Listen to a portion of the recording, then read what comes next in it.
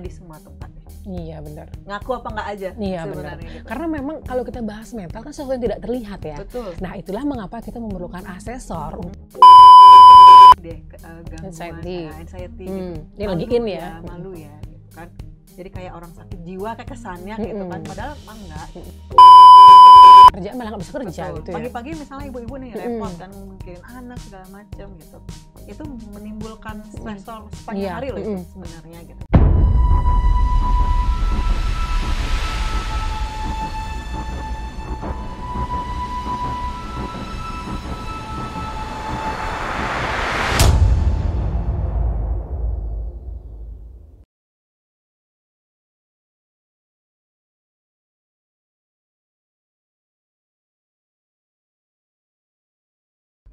Om Swastiastu. Assalamualaikum warahmatullahi wabarakatuh. Salam sejahtera untuk kita semua. Shalom, Namo Buddhaya, Rahayu, Rahayu, Rahayu. Senang sekali kembali lagi bersama saya Ita Agresia, tentunya dalam acara yang kita sudah nanti hari ini. Semoga dimanapun Anda berada dalam keadaan sehat walafiat.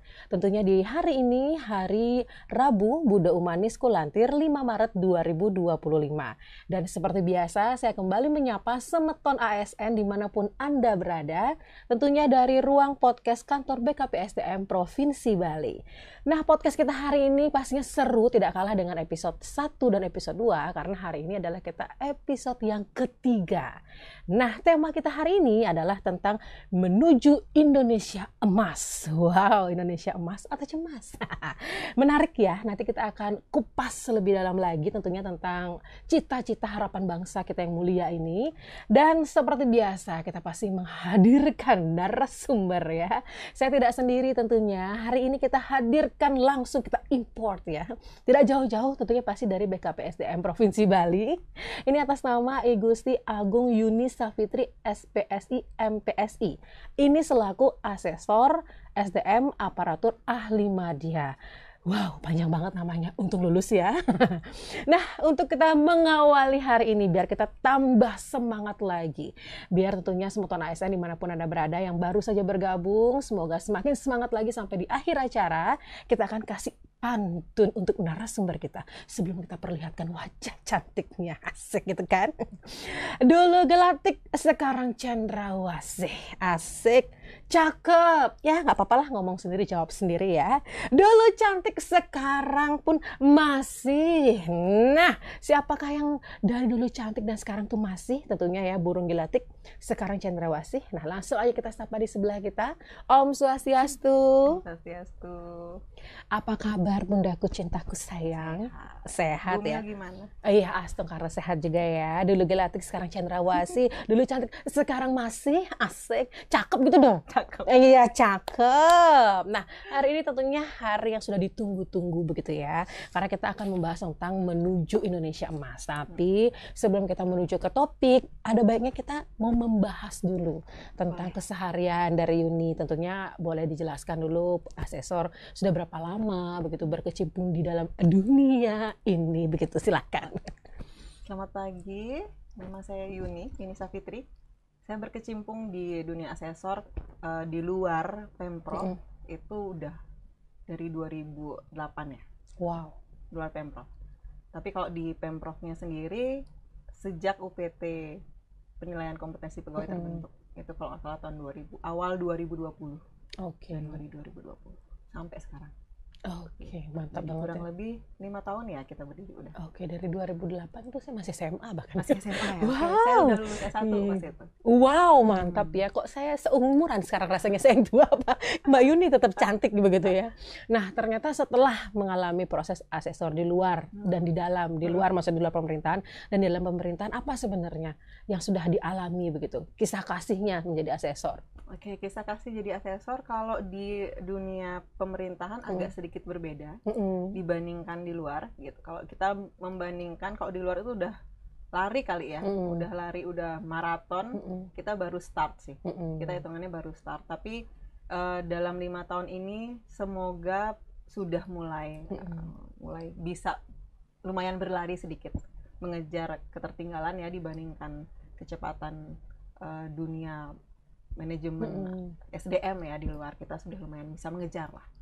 dibandingkan yang dulu-dulu dalam 5 tahun ini. Tapi sebelum kita menuju ke topik begitu ya, sebenarnya kan asesor tuh sebenarnya boleh dijelasin dulu apa sih sebenarnya asesor, kemudian apa sih fungsi dan tujuannya adanya asesor ini, siapa tujuannya, seperti apa itu Mbak Yuni? Oke, kalau dengar kata asesor tuh kayaknya serem ya. Serem artinya asesor itu berasal dari kata assessment sebenarnya. Assessment kan mengukur. Jadi kita tuh tukang ukur, tukang memetakan sebenarnya. Tugas kita itu memetakan potensi dan kompetensi orang. Ini kira-kira pasnya di mana gitu. Karena sebenarnya tidak ada orang yang tidak punya tempat ya. Artinya setiap orang punya tempat yang tepat. Nah, tugas asesor itu memetakan orang ini pas nggak di tempatnya. Atau kalau emang tidak pas, pasnya di tempat yang mana ya gitu. Kita mengukur atau memotret orang sih tugas asesor itu. Mengukur, memotret dengan tools-tools yang memang sudah pasti ya. Kita sudah pasti. Jadi kita tahu si A potensinya seberapa, kompetensinya di mana, pasnya di mana, apa yang harus dia lakukan untuk mengembangkan diri misalnya gitu. Jadi tugasnya kita di awal. Kita kayak tukang ukur dulu, tukang potong ya, tukang ramu di awal, baru kita nanti kasih ke bagian-bagian. Kalau misalnya dia memang harus dikembangkan ya dia dikembangkan. Memang dia harus dipromosikan ya dipromosikan gitu. Atau memang dia harus rotasi dulu berarti. Gitu. Rotasi sampai mabuk dulu ya. Iya, betul. Tapi akhirnya nanti akan menemukan tempat yang tepat. Begitulah tugas asesor gitu ya. Oke, itu untuk mengawali perjumpaan gitu ya. Jadi untuk Semeton ASN pastinya dimanapun berada, wah siapa nih si cantik yang ngebahas tentang asesor, ternyata tidak semua asesor itu serem begitu ya. Betul. Jadi jangan sampai ada kata asesor, memang karena asesor assessment kan pastinya orang kan berpikir ini sesuatu yang serius begitu. Memang konsepnya serius, tapi pasti di dalam itu ada yang humanis begitu ya. Betul. Itulah mengapa akhirnya kita hadirkan gitu tentunya Mbak Yuni hari ini untuk membahas tentang Indonesia. Aduh berat sekali topik kita ya. Berat, betul. Memang berat. Iya benar banget. Semoga topiknya juga bermanfaat begitu ya untuk dimanapun berada Semeton ASN. Nah, memang kalau kita ngebahas soal Indonesia begitu kan, Indonesia cemas, apakah Indonesia emas? Nah, untuk mencapai itu kan kita perlu meningkatkan produktivitas. Nah, tanpa mengorbankan mental kita, terutama kesehatan mental yang lagi in banget kan mental health gitu ya. Mental health gitu ngomongnya ya.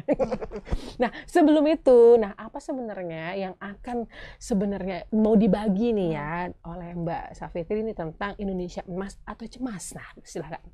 Baik, kalau kita bahas Indonesia 2045 kan targetnya Indonesia emas ya. Tapi kalau ngelihat fenomena sekarang yang lagi marak malah jangan-jangan 2045 kita Indonesia cemas nih gitu, nggak menuju emas ya. Tapi karena kita sudah start dari awal tahu bahwa semoga tidak menjadi cemas nih, Indonesia emas harus terwujud. Jadi apa sih indikatornya? Jadi kita harus tahu dulu indikator Indonesia emas tuh salah satunya ya tadi yang kita bilang bahwa SDM yang produktif itu salah satu indikator Indonesia emas itu SDM yang produktif. Jadi kalau kita bicara dulu orientasi dari sumber daya manusia itu adalah manajemen SDM, human resource management. Jadi sekarang itu udah mulai bergeser nih kita ya, jadi human capital. Jadi SDM itu adalah aset. Kalau dulu SDM diberdayakan kan, sekarang SDM adalah aset. Gimana nih cara kita untuk memaintain aset kita? Jadi tugasnya Pick-up SDM sebenarnya untuk memaintain aset-aset yang dipunya Pemprov nih gimana caranya gitu.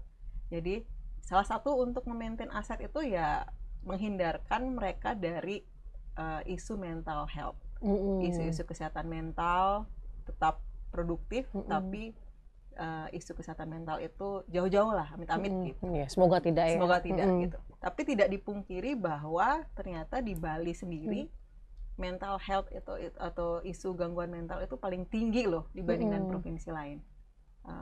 Itu ngeri ya kalau kita baca media sebenarnya. Angka bunuh diri di Bali itu besar. Bunuh diri sendiri kan kalau terlapor baru terdeteksi kan, tapi kalau self harm, lukai diri sendiri itu ternyata banyak banget di Bali yang tidak terlaporkan, tidak terdeteksi.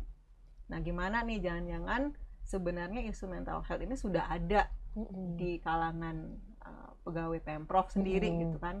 Kita tidak pungkiri. Ya karena konsep kita kan di pemerintah Provinsi Bali begitu ya. Pemprov sendiri itu yang luas cakupannya, orangnya banyak, terus beban kerjanya juga lumayan ya dibandingkan mungkin tempat-tempat lain gitu. Jadi karena lingkupnya yang luas, karena seluruh Bali begitu. Betul, seluruh Bali dengan ragamnya juga banyak kan. Kita kan ada guru, nakes gitu yang di rumah sakit atau di sekolah itu kan sangat rentan juga ya sama isu-isu kesehatan mental. Ya karena langsung bersentuhan dengan masyarakat. Betul, begitu. Langsung ketemu orang. Iya benar. Langsung ketemu orang, dan mostly sebenarnya isu kesehatan mental itu ada di semua tempat nih. Iya benar. Ngaku apa nggak aja sebenarnya gitu. Karena memang kalau kita bahas mental kan sesuatu yang tidak terlihat ya. Betul. Nah itulah mengapa kita memerlukan asesor untuk mengetahui apakah sebenarnya yang bersangkutan itu sedang mengalami permasalahan dengan mentalnya. Betul. Karena kalau misalnya contoh seperti saya gitu, tidak ada basic misalnya sama sekali, kan pasti nggak tahu. Pasti mungkin biasa aja gitu. Tapi kalau seorang asesor tinggi langsung mendapatkan ciri-ciri begitu ya. Nah kalau misalnya kita sangkutkan dengan produktivitas, nah produktivitas yang efektif itu sebenarnya seperti apa nih Mbak Yuni? Sebenarnya produktivitas kita mengangkakan harus ada dikuantifikasi sebenarnya. Kalau kata produktivitas tuh harus ada angka ya, kita jadi jelas begitu ya. Jelas gitu. Jadi harus ada output, kita bisa bilangnya. Nah menuju output itu apa? Anggaplah satu hari kita berapa jam produktif kita sebenarnya di kantor menghasilkan sesuatu nih. Ada yang melalui berbagai macam proses, ada yang bisa nyelesain cepat, ada yang mungkin lama. Nah walaupun tujuannya sama-sama selesai, betul, gitu ya. Sama-sama selesai gitu. Caranya yang mungkin berbeda-beda dan kekuatan orangnya yang berbeda-beda. Jadi produktivitas si A nggak bisa sama si B. Jadi kalau kita bilang, makanya kita merumuskan produktivitas itu pakai rata, kita bilangnya rata-rata nih produktivitasnya sekian gitu. Jadi ya harus ada pengukuran yang pasti sih, kalau outputnya berapa sebenarnya bisa dihasilkan output ini dengan berapa lama gitu. Jadi baru bisa diukur sebenarnya seberapa produktif. Nah kalau kita ngomongin masalah ukuran begitu kan ya, apalagi ini ukuran mental begitu, apalagi kita lanjutkan dengan produktivitas begitu kan. Nah sebenarnya batasan, nah ini kan yang penting ya, batasan-batasan yang jelas. Apalagi kita kan pekerjaan kita random. Kalau kita ngomong ke Pemprov Bali kan semua dengan pekerjaan yang kalau kita detail pasti akan mungkin 10 jam nggak selesai ya. Betul. Nah batasan mungkin yang perlu dijelasin sama Mbak Yuni ini untuk Sematona ASN dimanapun berada. Jadi batasan yang jelas sebenarnya untuk mengetahui seperti apa sih sebenarnya gitu. Silahkan.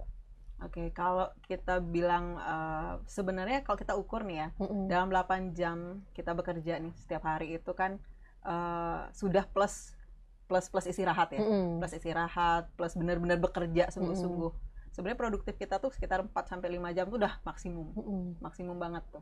Itu udah dipotong ke toilet, dipotong gibah ya sama teman-teman, dipotong makan siang, dipotong segala macam. Itu belum snack ya, belum ngemil. Belum ngemil. Oke, belum. Mungkin kalau ada yang beribadah udah dipotong 4-5 jam. Ya di isoma itu ya. Betul. Gimana nih kita memanfaatkan 4-5 jam waktu itu dengan efektif? Sebenarnya produktivitas tuh diukurnya di situ nih. Kalau kita misalnya saya assessment di ini 4-5 jam itu sudah harus selesai nih, kita in charge semuanya. Kegiatan selesai secara efektif di luar, misalnya pembukaan, pengarahan segala macam. Nah kita benar-benar intinya tuh banyakan bridging ya. Betul gitu. Jadi sebenarnya produktif orang itu untuk menyelesaikan pekerjaan tuh maksimum 5 jam deh kalau diukur ya. Diukur di PNS sendiri, ASN sendiri itu sekitar itu udah maksimal. Gitu. Konsentrasi orang juga kan ada batasnya ya.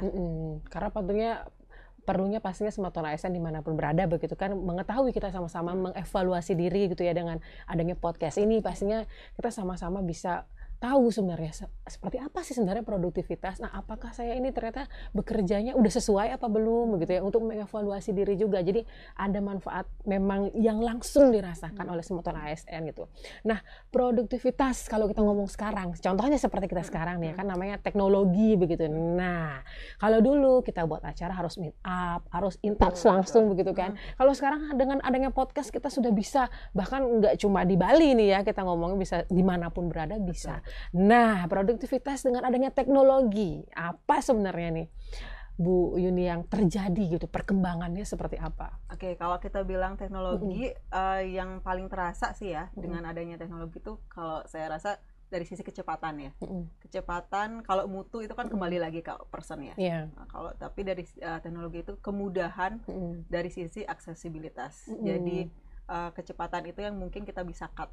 Jadi kayak shortcut. Jadi kita meng-cut hal-hal yang dulunya sangat birokratik ya, kita bilangnya birokratik, birokrasi gitu. Misalnya panjang banget alurnya. Ekstrem banget birokrasi ya. Jadi kita cut jadi lebih efisien gitu. Itu sih dari sisi teknologi. Jadi yang dulunya mungkin nyelesain satu surat itu bisa sehari itu cuma dapat 2 atau 3 misalnya, sekarang dengan template itu kan teknologi ya, jauh lebih cepat dari sisi waktu sih yang teknologi itu memudahkan, dan akses itu artinya akses data pendukung, artinya apa ya, kita data-data mentah mungkin yang harus kita perlukan di awal kita mau menyusun sesuatu, misalnya mengkaji sesuatu. Jadi teknologi memudahkan di sisi kecepatan ya, efisiensi waktu sih lebih efisien. Berarti kalau dengan adanya teknologi, seorang asesor, ini kita ngomongin asesor begitu ya, produktivitasnya sangat terbantu berarti ya? Terbantu banget. Berarti kalau misalkan dulu mungkin pakai hard copy begitu ya, kalau sekarang lebih ke digital begitu pengalamannya? Betul. Kalau dulu itu kita anggaplah asesor itu dulu sangat manual ya, kita bilangnya manual tuh artinya ketika ada orang anggap wawancara, ini kan kita kalau wawancara, interview gitu, kita butuh waktu untuk seharian, besoknya mendengarkan ulang nih ngomong apa nih ya si asesi atau peserta yang kandidat yang kita. Berarti bisa langsung begitu ya? Karena saking banyak mungkin ya? Oke, kalau tergantung orang lagi, by person lagi. Kalau memang sudah sangat terbiasa, bisa langsung selesai di tempat sih. Itu memungkinkan. Tapi kan kita seperti yang saya bilang tadi, kecepatan orang kan tidak sama. Iya, benar. Walaupun hasilnya selesai juga gitu ya. Betul, selesai juga. Jadi memang teknologi pada akhirnya memudahkan itu. Jadi sekarang ada banyak dari suara bisa langsung diolah menjadi kalimat, itu sangat memudahkan. Jadi asesor itu tinggal ngedit lah. Karena kan kadang-kadang balik lagi ke kemampuan ya, kemampuan asesor itu kadang ada yang mudah banget ke distract. Jadi ketika dia multitasking ke distract nih, tadi ngomongin apa ya, nyambung banyak noise pasti. Gitu. Jadi kalau memang sudah jam terbangnya sudah lumayan tinggi, tapi gitu, sampai ngambang gitu, tinggi tanah ya. Jadi, kalau itu biasanya udah lancar aja, ya, gitu. terbiasa mungkin ya. Gitu. Tapi kalau yang di awal-awal itu jelas teknologi itu lumayan sangat bergantung malah ke teknologi. Jadi proses belajarnya tuh dibantu banget sama teknologi. Kecepatan penyelesaian pekerjaan lah lebih cepat deh. Kalau misalnya kita ngomong tuh udah produktivitas, kemudian kita ngomongin juga masalah teknologi yang cepat begitu kan. Nah kemudian pasti akan efek samping ke manusia itu, jadi terekstrak banget gitu loh pekerjaannya. Nah perlulah kita namanya break time gitu ya, atau kapan sih sebenarnya kita tuh harus merasa bahwa kita harus istirahat nih gitu. Selain tadi kita udah bahas soal isoma gitu ya. Betul. Nah sebenarnya kalau teknik bekerja tuh mungkin teman-teman ada yang mengenal teknik Podomoro ya. Podomoro itu artinya 25 bekerja, 5 menit istirahat. Jadi dalam 30 menit itu kita breakdown jadi 2. Jadi 25 menit bekerja, 5 menit istirahat. Jadi selama 30 menit itu kita ulang aja terus seperti itu. Jadi sebenarnya tidak harus diakumulasi istirahat itu 2 jam gitu, enggak gitu, tapi 5 menit habis itu break. Nah, break 5 menit itu ngapain? Enggak harus yang heboh jumpalitan gitu ya. Enggak sih, tapi kayak ya kesampingkan aja dulu pekerjaan sebentar, habis itu dilanjut lagi setelah 5 menit selesai. Kalau saya sendiri secara pribadi sharing juga begitu ya. Kadang kalau ruangan pasti lantai 2 kan, jadi kalau misalnya udah capek ngetik atau apa, kayak jenuh ya namanya, pikiran kan terkonsentrasi pekerjaan, jadi kita bisa noleh pohon gitu. Jadi kebetulan ada pohon sih ya, jadi bisa kita lihat pohon, bisa lihat yang hijau-hijau gitu ya. Tapi nggak mungkin ke bedogol juga sih ya, 5 menit gitu kan nggak mungkin ya, jauh ya.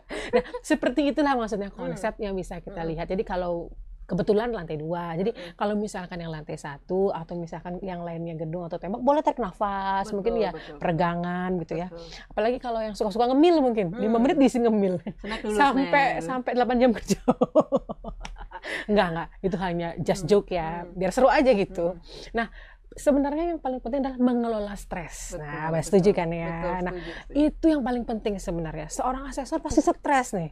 Iya, nah itu dia, bagaimana tips dan trik mengelola stres gitu ya. Kalau dibilang kadang-kadang ya kalau orang interview atau assessment itu kandidatnya yang stres atau asesinya stres. sebenarnya lebih stres asesor. Iya. Gitu. Jadi karena kita bahkan 2 kali lipat ya. 2 kali lipat, mungkin 3 triple-nya mungkin ya. Ditambah kali sekian orang. Betul. Dalam waktu singkat kita harus kita bisa memetakan orang ya. Kita harus bisa, oh ini orangnya seperti ini gitu. Jadi satu orang dimasukkan konsep semua ke rumah-rumahnya gitu ya. Betul. Jadi yang terakhir asesornya pulang.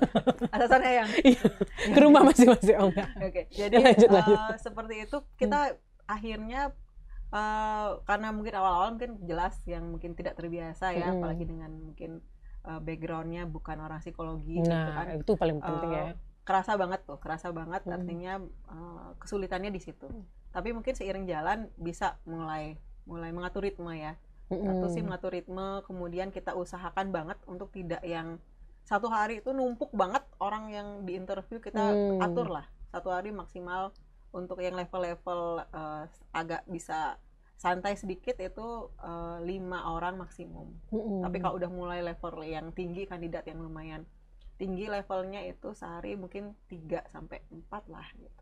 Gitu. Kita atur dari sisi volume dan pembagian pekerjaan gitu. Karena kadang-kadang selain asesmen juga kan kita ada pekerjaan-pekerjaan yang lain ya. Kita harus bikin misalnya di saat asesmen B jalan, yang A tuh belum bikin laporannya atau apa, kita masih mengejar yang lain. Waiting list jadinya ya. Betul. Si komo lewat jadinya macet. Betul. Jadi kita breakdown lagi tuh. Sebenarnya setiap orang sih saya rasa harus lakukan itu ya. Kita pisahkan yang mana pekerjaan mendesak, penting, mendesak kita harus kerjakan. Berarti tidak mendesak tapi itu penting. Nah, diapain nih, atau dipetain jadi 4 aja dulu pekerjaan. Penting, mendesak, tidak mendesak tapi itu penting, dia harus diapain. Yang mana harus didelegasikan, yang mana memang harus ditunda, atau memang pekerjaan tidak mendesak dan tidak penting ya nggak usah dikerjain gitu. Benar. Penting, mendesak tidak penting, yang terakhir amnesia. Lupa. Ya, kerasa ada pekerjaan. Ada pekerjaan yang mana ini. Nah, tapi nggak apa-apa dengan adanya podcast ini, tentunya Semeton ASN dimanapun berada begitu ya. Jadi tahu, ini ternyata nih saya mungkin gitu ya, wah ternyata produktivitas saya ini udah bagus banget, tapi selama ini nggak tahu ternyata saya stres. Mungkin bisa seperti itu ya. Betul. Seperti tadi sudah dibilang kan, karena seperti piramida gunung es gitu ya, yang kelihatannya cuma segini, ternyata di dalamnya udah berakar gitu. Nah setelah itu apakah cara-caranya yang kalau sudah misalkan menuju stres, semoga sih belum ya, karena kita kan menuju emas ya, bukan menuju stres. Bukan menuju cemas. Iya, itu benar. Pola hidupnya. Nah, ini penting nih. Pola hidup seperti apa nih, Mbak Yuni? Kalau dibilang stres itu buruk, enggak juga ya. Jadi stres itu ada yang eustress, ada yang distress. Kalau eustress itu artinya meningkatkan produktivitas justru. Memang stresor yang sengaja dikasih untuk makin produktif. Iya, karena dirasa mampu untuk melakukan itu. Biasanya ngasih itu atasan. Ya kan, kayak curhat dikit ya. Jadi sebenarnya atasan itu akan memberikan stresor yang mampu memacu adrenalin dari timnya, gitu biasanya, atau ketua tim itu akan memacu untuk lebih produktif, gitu. Tapi kalau di stres itu artinya ketika stresor yang diberikan itu sudah overload ya, di luar kapasitas dari si individu. Nah, caranya sendiri mungkin gini. Kalau dari perspektif individu itu kan kita bisa banyak teknik. Ada yang tadi kita bilang mengelola waktu yang kita kelola, diri yang kita kelola. Kalau di psikologi itu ada namanya teknik mindfulness ya. Mindfulness itu seperti meditasi ringan. Iya, dari dalam diri. Dari dalam diri. Jadi untuk kita sendiri gitu. Betul, ngatur nafas, atur energi. Terakhir saya tidur gitu.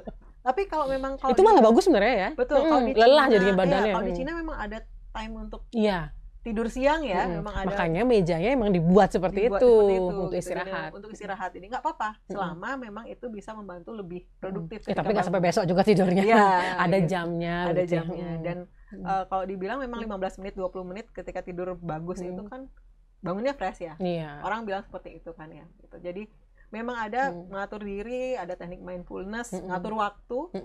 Tapi juga sebenarnya yang diperlukan itu nggak cuma dari perspektif individu ya. Kalau saya melihatnya lebih ke perspektif organisasi.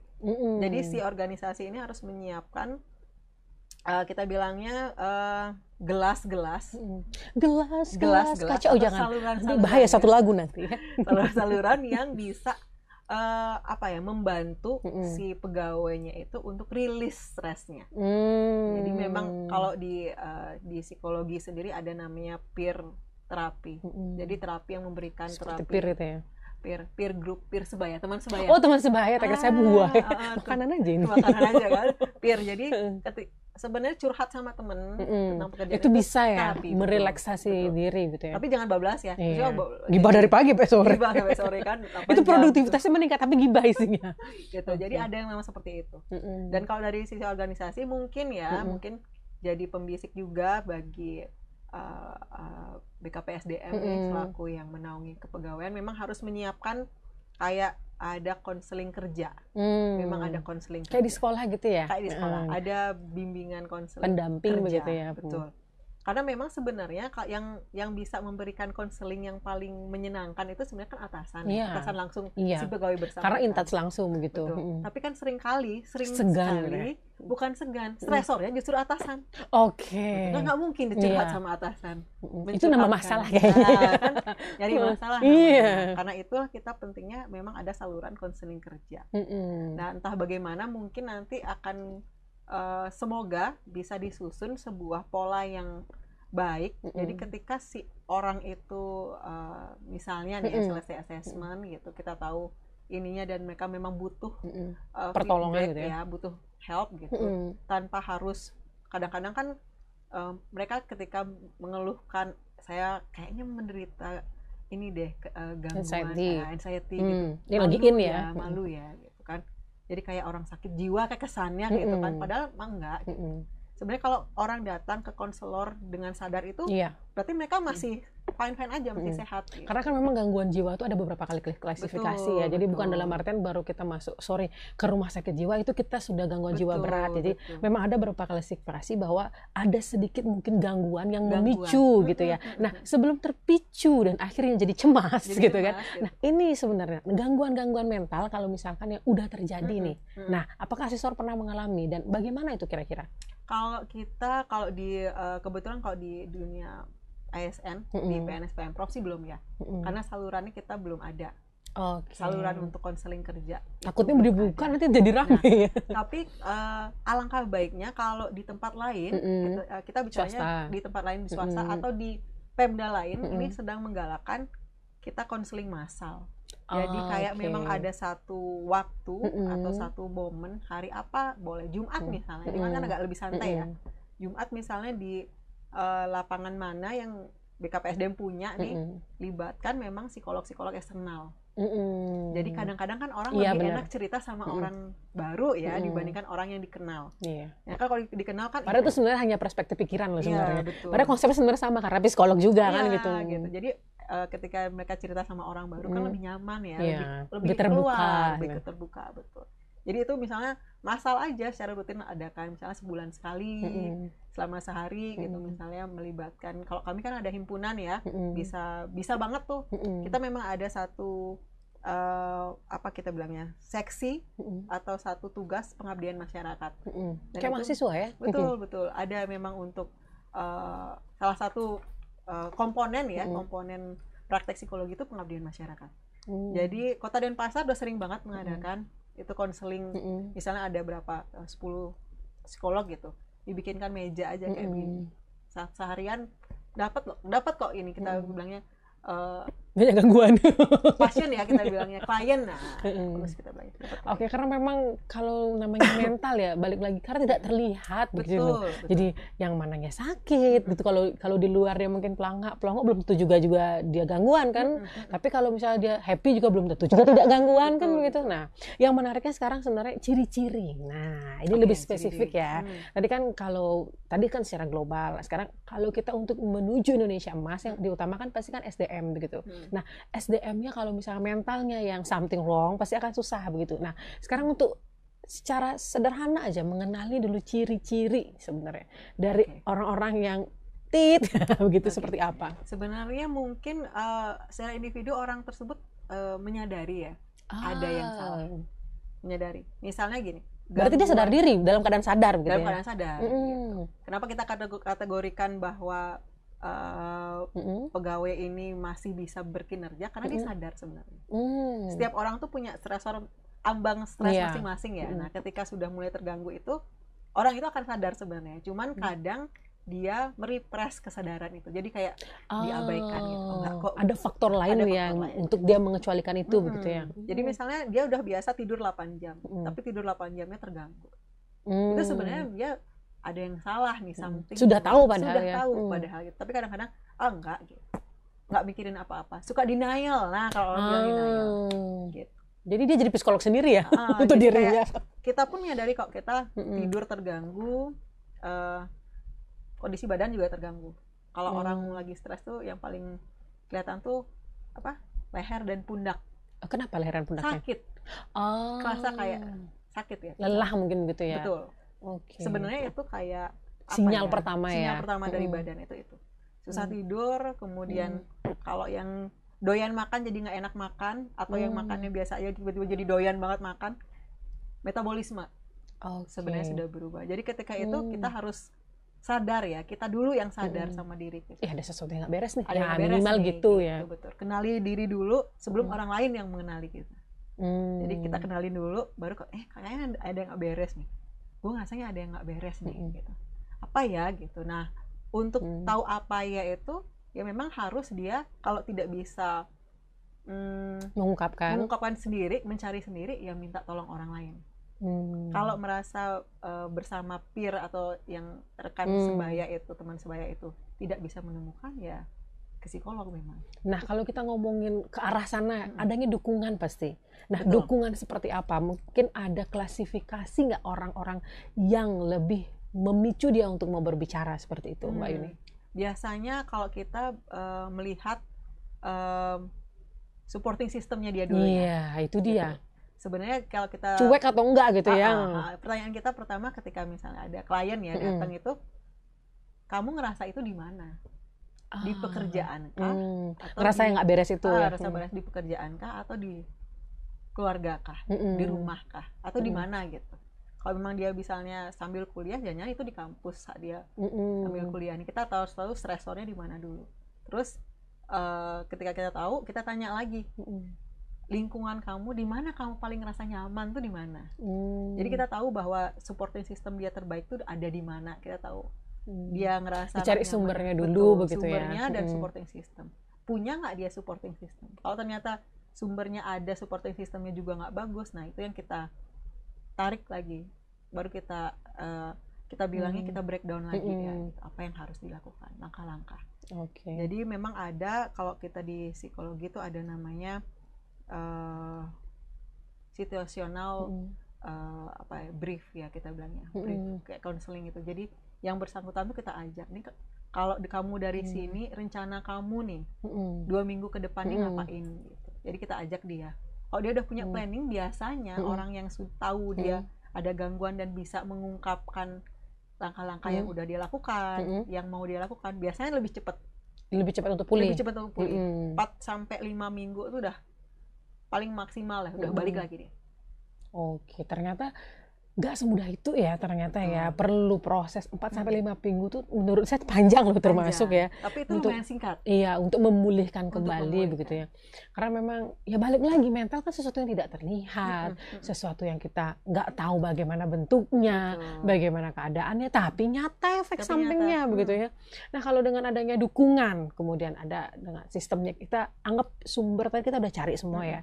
Terus lingkungan kita udah cari, habis itu support sistemnya udah dicari. Nah, ternyata tidak membaik. Nah, kira-kira seorang asesor pasti akan mencari solusi ya untuk si klien, anggaplah klien begitu ya. Semoga sih tidak ada di Sembutan ASN ini ya, tapi boleh kita sharing aja. Seperti apa penanganannya nih Mbak Yuni? Biasanya kita tergantung case, kita rujuk ke profesional. Ke profesional itu artinya gini, memang kalau ada beberapa kasus, kita bilang kasus klien itu yang bisa langsung hanya dengan konseling. Cukup gitu. Berarti seperti dengan ngobrol begini aja ya. Biasanya yang konseling itu kliennya itu sudah sadar dia bermasalah. Itu gampang ya. Tapi hanya mungkin mencari pintu keluar aja begitu. Betul. Ya. Butuh diyakinkan aja. Benar. Butuh kayak kita bilang dikuatkan aja bahwa langkah-langkah yang dilakukan udah benar gitu. Kita butuh kayak yuk kita jalani proses seperti itu ya. Ayo kita temenin kamu menjalankan proses ini. Tapi ada yang memang yang klien memang rujukannya adalah kasus berat nih, depresi berat atau apa yang sudah mengganggu sampai faktor kesehatan. Ya kita memang rujuknya kemana, ke profesional yang memang bisa mengimbangi dengan klinis juga, terapi oral, obat atau apa memang, atau dia sama sekali nggak bisa tidur gitu, sudah mengganggu. Berarti luar dalam mainnya udah ya. Jadi memang rujukannya ke profesional. Jadi sebenarnya yang harus diubah itu mindset si klien dan lingkungan ya, bahwa datang ke profesional itu tidak berarti sakit, sakit jiwa gitu. Tapi sebenarnya itu salah satu langkah untuk dia mau memulihkan jiwanya diri lagi gitu. Karena dia tahu nih nggak boleh lama-lama nih di situasi seperti itu. Nah, takutnya kalau ini akan berlanjut terus menjadi gangguan jiwa berat begitu, nanti jadi ODGJ nanti bener ya. Nah, padahal kan ya ini sebenarnya untuk semuanya ASN dimanapun berada ya. Jadi jangan ngerasa yang sekarang lagi ini kan anxiety. Nah, anxiety itu kan waktu berpikiran berlebihan apa nggak ada, tapi udah dipikir jauh banget gitu. Nah, takutnya pikiran-pikiran inilah yang ternyata akhirnya memicu begitu ya, memicu semakin terpicu, akhirnya semakin menjadi sakit beneran begitu. Nah, dengan adanya gangguan mental dan penyebab-penyebabnya itu berkaitan nggak dengan kerjaan produktivitas? Nah, kalau misalkan produktivitasnya ya ternyata yang meningkat mempengaruhi, nah seperti apa kira-kira solusinya ini? Orang bilang biasanya kalau orang yang dengan gangguan mental tapi selama dia tetap bisa produktif nggak apa-apa gitu ya kan, maksudnya dia menganggap yang penting saya masih bisa kerja nih gitu kan, jadi saya normal gitu ya, normal rasa normal gitu. Sebenarnya dia kalau kita bilang si klien itu denial aja, jadi stimulus kali gitu ya. Ya jadi dia yang menjawab sendiri pikiran-pikirannya, pikiran-pikirannya dia. Berarti yang kanan ngomong yang kiri jawab, mungkin kurang lebih seperti itu ya. Kayak ada self talking sendiri lah gitu. Yang penting bisa kerja, tapi benarkah sebenarnya kita produktif dengan kondisi kayak gitu, atau sebenarnya kita lebih bisa produktif kalau itu nggak ada? Nah gitu dulu. Sayangnya mungkin orang itu tidak berpikir seperti itu. Betul. Nah yang bisa kita mengingatkan ya lingkungan sebenarnya. Balik lagi tetap lingkungan. Seperti itu Support konsepnya system, ya. Karena kita kan individu, lingkungan itu kayak sangat berkaitannya, beririsan ya, kita bilang beririsan. Stimulus responnya ya lingkungan, mostly dari lingkungan, teman, atasan, masalah-masalah di lingkungan lah yang bisa. Gitu. Berarti untuk Semoton ASN bukan hanya menyadari diri sendiri, tapi ditambah lagi konsepnya dengan menyadari lingkungan gitu ya. Jadi kalau misalkan ada teman-teman yang mulai ting tong mulai berciri-ciri gitu ya. Nah, semoga apa yang tadi kita sampaikan itu udah diresapi dan ternyata bermanfaat juga begitu. Semoga. Akhirnya wah, jangan-jangan nih ada nih saudara atau siapa. Nah, ayo kita berarti sama-sama begitu ya. Sama-sama merangkul, jangan sampai baru jangan gangguan jiwa malah digibahin, malah takutnya itu yang terjadi ya. Ternyata kalau lingkungannya akhirnya memicu dia lagi seperti itu kan tambah parah ya. Nah, kalau melalui konseling, nah konseling bagi pegawai ini ya. Nah, sementara yang setelah berlangsung apakah sudah pernah mengalaminya begitu? Saya nggak tahu ada konseling pegawai kalau di Pemprov terkait dengan kinerja pekerjaannya. Di luar memang ada case-case yang misalnya masalah disiplin atau apa memang yang perlu konseling.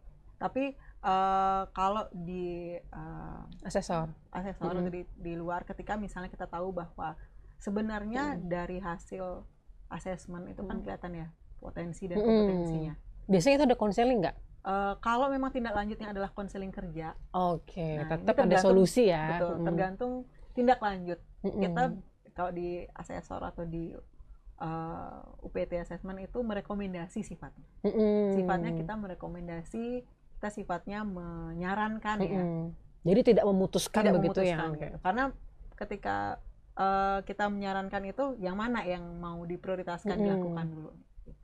Berarti masih ada prosesnya gitu ya. Apakah memang yang diperbaikin produktivitasnya dulu, atau yang diperbaikin kesehatan mentalnya dulu nih. Nah, gitu. Jadi kita masih sebatas memberikan rekomendasi.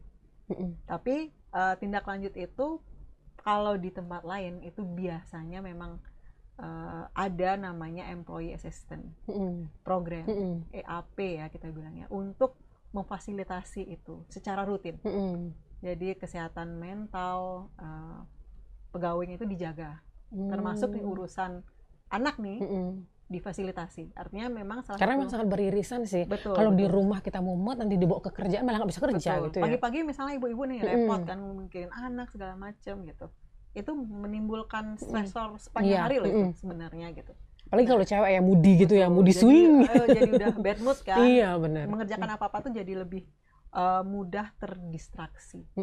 Gitu. Jadi Employee Assistance Program itu salah satunya ya bagaimana kita menyiapkan saluran untuk mendampingi masalah kesehatan mentalnya si pegawai.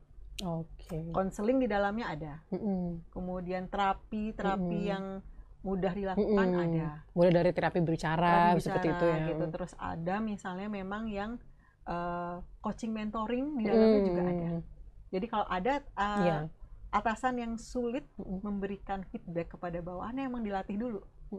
Siapa tahu memang setelah itu, karena yang paling tahu sebenarnya pimpinan ya, atasannya langsung memberikan. Karena itu paling terdekat begitu ya.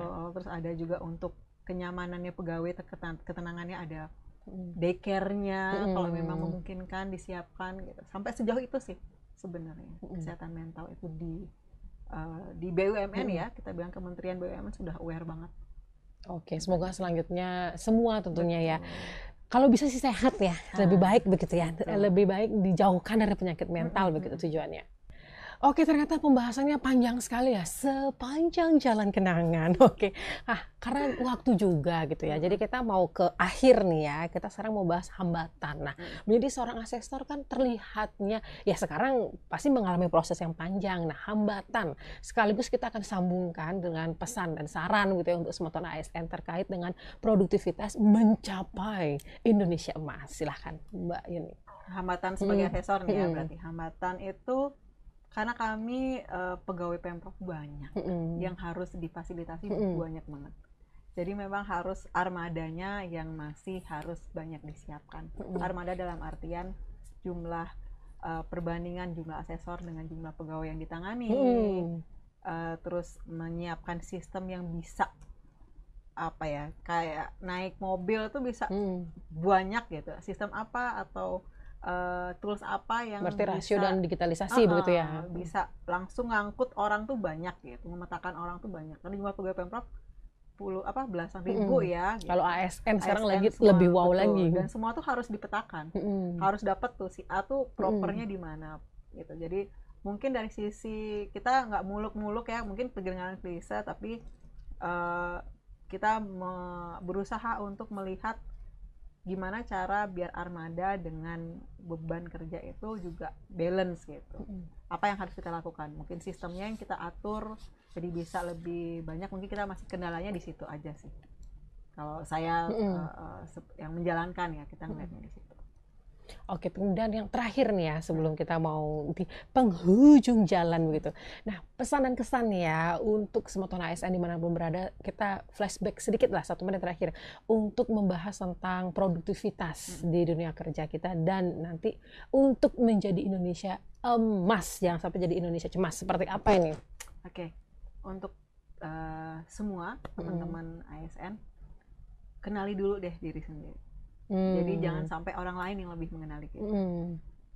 Saya atau asesor yang lain atau siapapun itu kan bertemunya sesekali ya. Kita misalnya asesor bertemu cuma 1 jam 2 jam gitu. Tidak ada yang lebih mengenali kita selain diri kita sendiri. Jangan sampai orang lain yang lebih mengenali kita. Jadi apapun gangguan atau yang kita rasakan yang bisa menghambat produktivitas kita dalam bekerja, kita sebenarnya yang paling tahu.